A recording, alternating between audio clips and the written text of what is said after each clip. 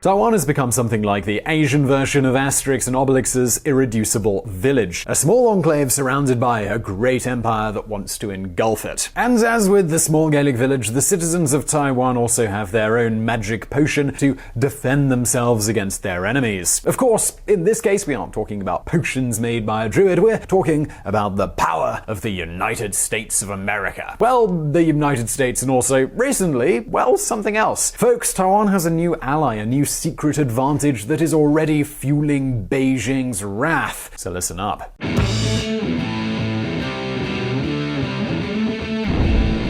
Beijing's wrath. Taiwan is facing enormous pressure from mainland China, which, as you know, claims the island as part of its territory. And we're not talking about the usual international politics tug of war here. You know, the usual, you give it back, you take it, I get angry, I threaten you, then we ultimately let it be. No, that is not the situation here at all. Beijing, they've actually even set a deadline. See, the Chinese government has made it clear time and time again that it's ready to do what it takes, and that for the year 2049, the centennial of the People's Republic of China, Taiwan will have to rejoin mainland China. Of course, this leads to a problem, and not exactly a small one. The Taiwanese, they're not really in favor of it. In fact, they want nothing to do with it. In fact, as we mentioned here on VisualPolitik in 2016, the Democratic Progressive Party of Tsai Ing-wen, who, by the way, was one of our 2017 award-winning leaders of the year and is something of an independentist, gained power in Taiwan, all the power both of Congress and the presidency. And since then, let's just say Beijing hasn't taken it very well. In fact, that wouldn't be accurate. They took it horribly. Since Tsai Ing-wen became president, practically from the very first minute, Beijing's pressures against the island have multiplied, and in recent months it's already reached politically obsessive levels. They've cut diplomatic ties, tried to punish Taiwan economically, and have implemented huge military exercises all around the island.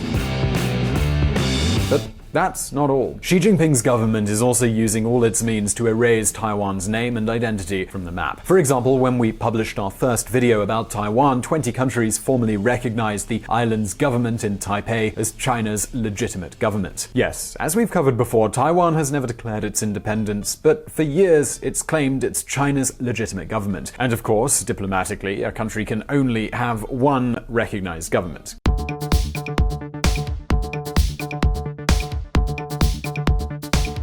While Beijing has multiplied its diplomatic agenda to end this situation, today, just a year later, only 17 countries consider it so, and almost all of them are tiny. But that's not all. In fact, given the circumstances, Beijing's move would be understandable. Something like, I'm the legitimate government of China. But this is no longer a question of who's the legitimate government, but simply that Beijing has said both actively and passively that it will never allow Taiwan to become independent. And one way to prevent that is precisely by trying to erase all traces of the island's national identity. China essentially wants people to think, Taiwan? What's that? Car brand?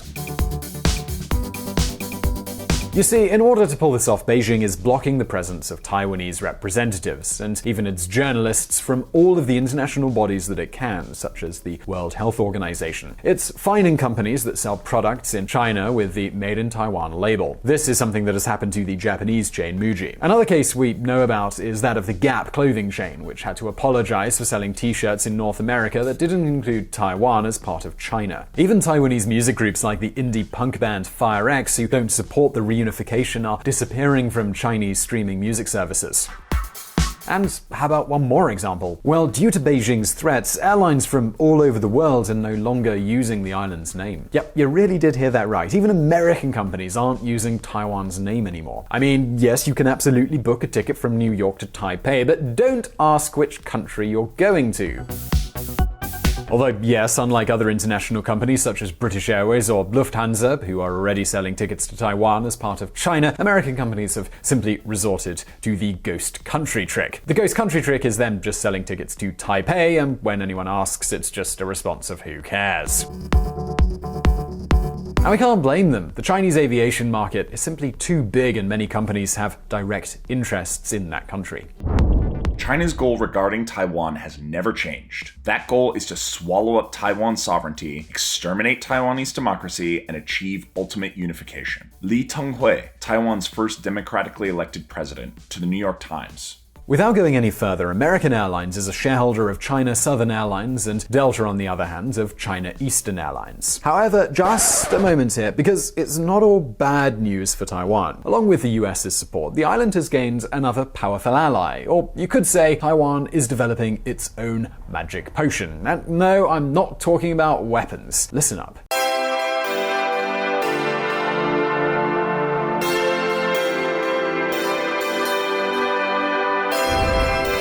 The Mecca of freedom. Folks, Taiwan has been chosen as the first Asian host of the Oslo Freedom Forum, something like a congress, an international meeting on human rights. But some of you might be wondering, a congress? I mean, is that really so important? Well, dear viewer, in fact it is. Not so much for the congress, but ultimately for what it means. Even though global democracy has experienced a general trend of backsliding in the past few years, Taiwan's democracy has persisted and continues to thrive. Taiwan can continue to serve as an inspiration to Democrats in Asia, including those in China. Ketty Chen, Vice President of the Taiwan Foundation for Democracy. You see, for decades, Hong Kong was the great bastion of freedom of expression in this area of the world.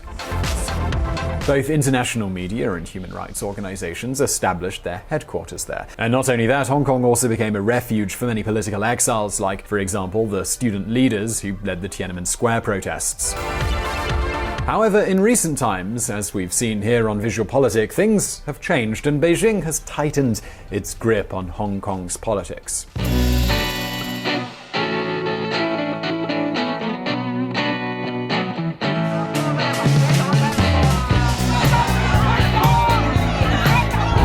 Hong Kong was originally the first choice for the Asia Bureau. But today, China doesn't just suppress its own people. It is now increasingly exporting that suppression to Hong Kong. Wu Kai-si, an emeritus member of Reporters Without Borders and a student leader of the 1989 Tiananmen protests. But as this change was taking place, Taiwan consolidated itself as a vibrant democracy and one of the freest places in the region. That's precisely why it's replacing Hong Kong as the Mecca for freedom activists and human rights in Asia. This is even though Taiwan until 1987 was under the control of an ironclad dictatorship.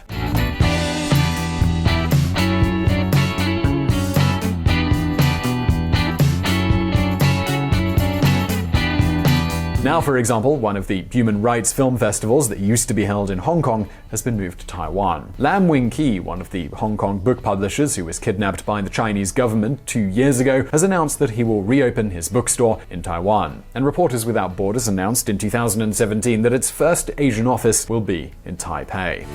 Freedom of expression is a big part of Taiwanese culture. Cedric Alviani, the Taipei Bureau Director of Reporters Without Borders. These are just some examples of what is already becoming a generalized trend. Democracy, political plurality, freedom of expression, human rights, same-sex marriage. Taiwan is becoming a benchmark for all of them. And obviously this poses a huge problem for China's interests.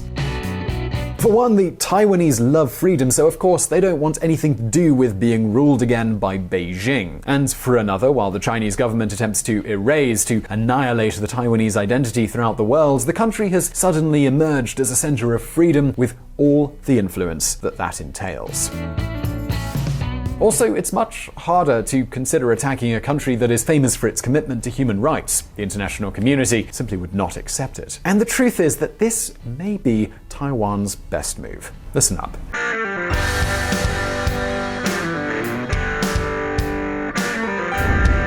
The new move.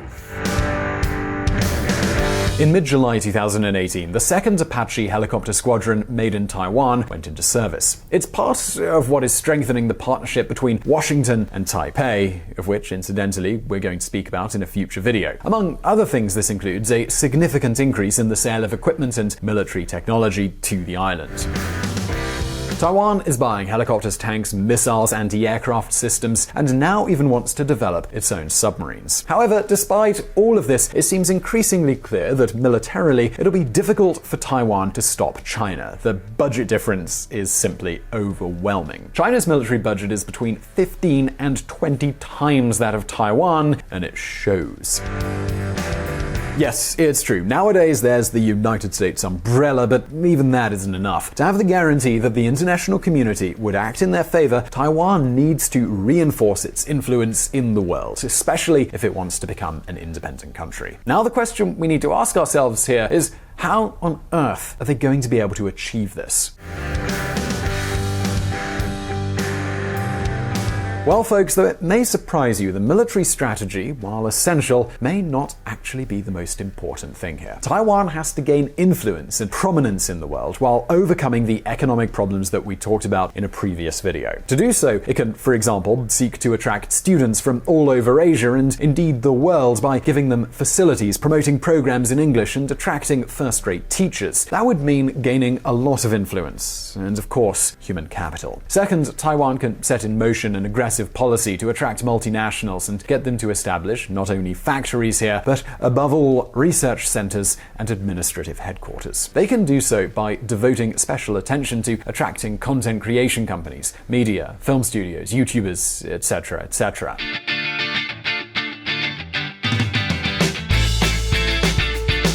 Third, the government could seek to become a logistics enclave, for example, by developing its airport capabilities and thus becoming a large communications hub. Fourth, it can attract more professionals from the rest of Asia. This would allow it to both face the island's aging population problem and also to strengthen its ties with the workers' places of origin. And fifth, it must continue to promote its role as a center for human rights and freedom of expression. Alright, so maybe this plan is not as exciting as just buying huge weapons, but it would certainly be cheaper, as trying to compete with China only via the military route seems complicated, and it would boost the island's economy as well as give it a lot of influence around the world. Given the circumstances, a university, a film studio, a hotel, or the headquarters of a human rights or multinational organization can be much more important for the island's survival than, for example, a battleship. And no, this is not about giving some ultra-pacifist discourse or anything like that. It's just about pure pragmatism. If we're talking about guaranteeing Taiwan's independence and freedom, this is how to do it. But now it's your turn. Do you think the international community should guarantee Taiwan's security? Well, leave your answer in the comments as well as in this survey. And I really hope you did enjoy this video. Please do hit that like button if you did. And don't forget to subscribe. We got brand new videos every Monday and Thursday. Also, do not forget to check out our friends at the Reconsider Media podcast. They provided the vocals in this episode that were not mine. Also, this channel is possible because of Patreon and our patrons on the platform of Patreon. One final P, and that would be please consider joining them and supporting our mission of providing independent political coverage. And as always, I'll see you in the next video.